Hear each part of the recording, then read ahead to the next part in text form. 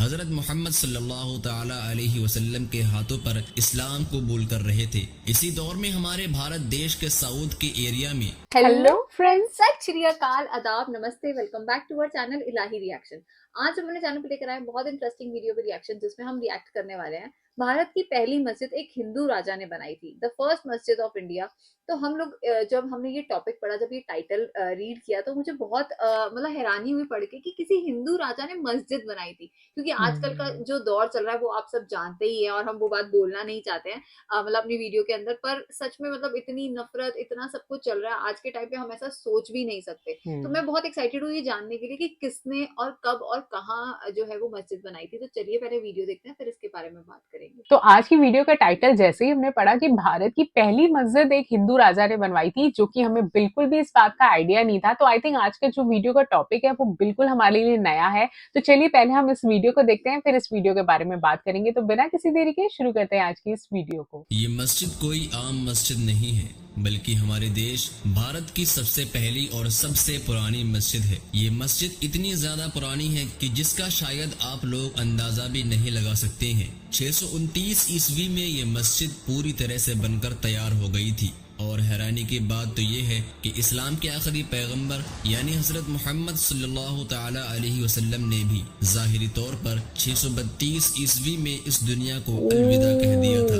केरल में मौजूद भारत देश की ये पहली मस्जिद हजरत मोहम्मद सल्लल्लाहु ताला अलैहि वसल्लम की जिंदगी में ही बन गई थी। और सबसे ज्यादा हैरान कर देने वाली बात तो ये है कि ये मस्जिद किसी मुसलमान ने नहीं बनवाई थी, बल्कि ये मस्जिद तो एक हिंदू राजा के आदेश से बनाई गई थी। दोस्तों, अब सवाल ये है कि इस मस्जिद को बनवाने वाला हिंदू राजा आखिर था कौन और इसने ये मस्जिद को क्यों बनवाया था। इन सभी सवालों के जवाबात आज की इस वीडियो में हम आपको बताने वाले हैं। उससे पहले आप सभी हजरात से एक गुजारिश है कि सबसे पहले आप हमारी इस वीडियो को केरल में साउथ इंडियन ही रहते हैं, वहाँ आई थिंक मुस्लिम पॉपुलेशन बहुत कम है। दोस्तों, इस तरह के तमाम सवालों के जवाब हमें जानने के लिए आज से लगभग 1400 साल पीछे जाना पड़ेगा।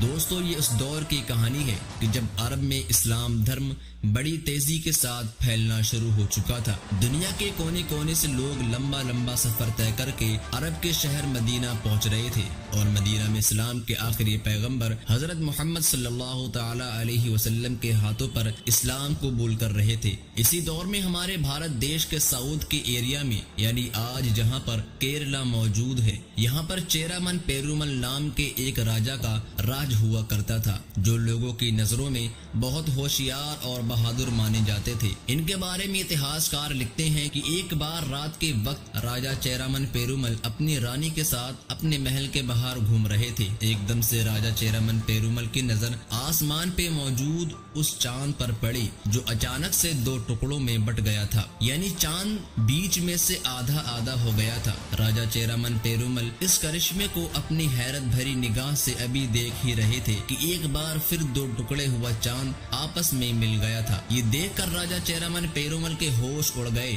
और वो ये सोचने पर मजबूर हो गए कि आखिर ये चमत्कार कैसे हो सकता है। राजा चेरामन पेरुमल ने अपने दिल को बार बार ये कहकर बहलाने की कोशिश की कि उन्होंने जो भी देखा है वो शायद उनकी आंखों का एक धोखा था, लेकिन उनके दिल ने ये बात मानने से इनकार कर दिया कि उन्होंने जो भी देखा है वो उनकी आंखों का धोखा नहीं, बल्कि ये सच था। राजा चेरामन पेरुमल की पूरी रात ही बस यही सोचते हुए गुजर गई थी कि आखिर ऐसा होना कैसे मुमकिन हो सकता है। दोस्तों, अगले दिन राजा चेरामन पेरुमल जैसे ही अपने राज दरबार में पहुंचे, उन्होंने सबसे पहले अपने इलाके के सभी ज्योतिषों और विद्वानों को बुलाने का आदेश जारी कर दिया, और उन्होंने सभी विद्वानों के सामने अपनी रात वाली उस घटना का जिक्र कर दिया जो उनके साथ हो चुकी थी, और उनसे कहा कि मुझे बताइए कि रात में मैंने जो देखा है आखिर उसका क्या मतलब होता है। लेकिन सभी विद्वान और ज्योतिष मिलकर भी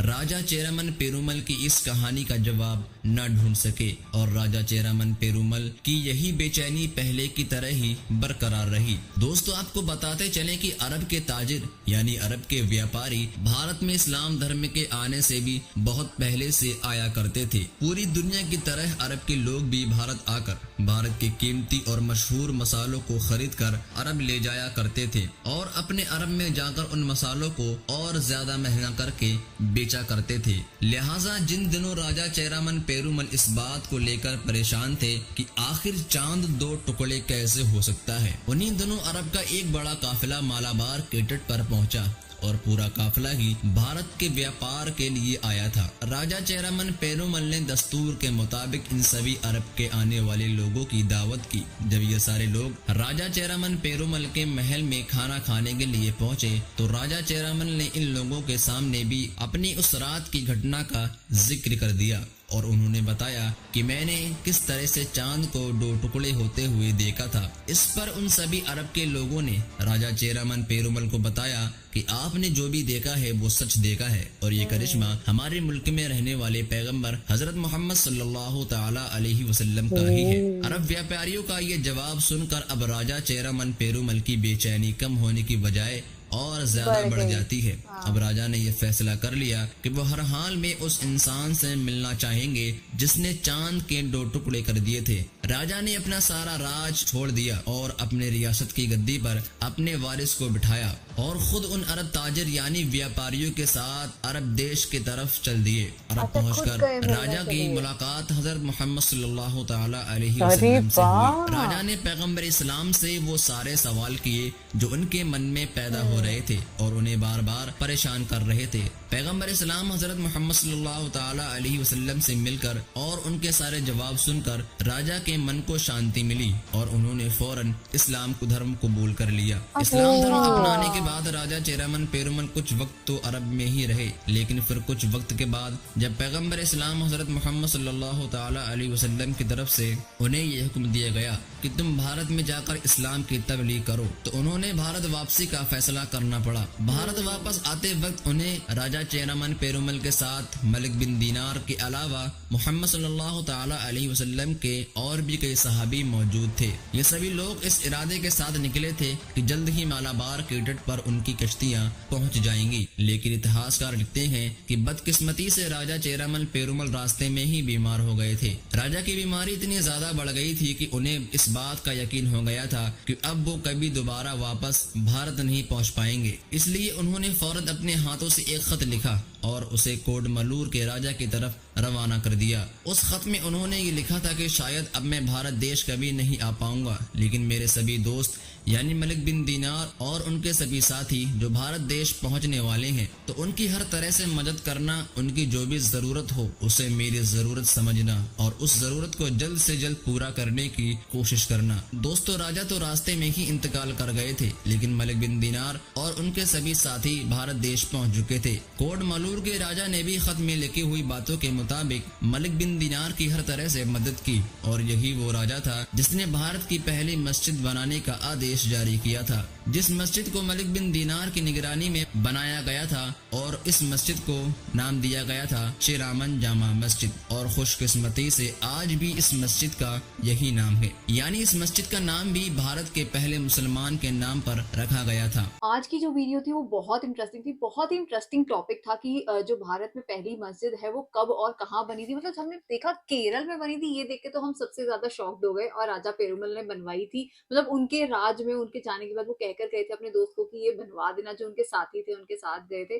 तो मतलब और कैसे उन्होंने चांद को देखा, चांद के दो टुकड़े होते हुए देखे, ये सारी चीजें आज की वीडियो से हमें पता चली। तो मुझे तो वीडियो बहुत इंटरेस्टिंग लगी। वीडियो से हमें बहुत कुछ नया जानने को मिला, क्योंकि इस टॉपिक के बारे में हमने कभी कोई वीडियो नहीं देखी थी, क्योंकि आई थिंक ये टॉपिक बहुत पुराना है। आज से काफी साल पहले ये बात हुई थी, सन 623 की बात हो रही है, तो आई थिंक काफी पुरानी चीज है ये। लेकिन वीडियो बहुत अच्छी थी, बहुत कुछ नया हमें जानने को मिला, और जिस तरीके से हमने पूरी हिस्ट्री जानी चेरामन पेरुमल जी की, वो आई थिंक बहुत ज्यादा हमें अच्छी लगी।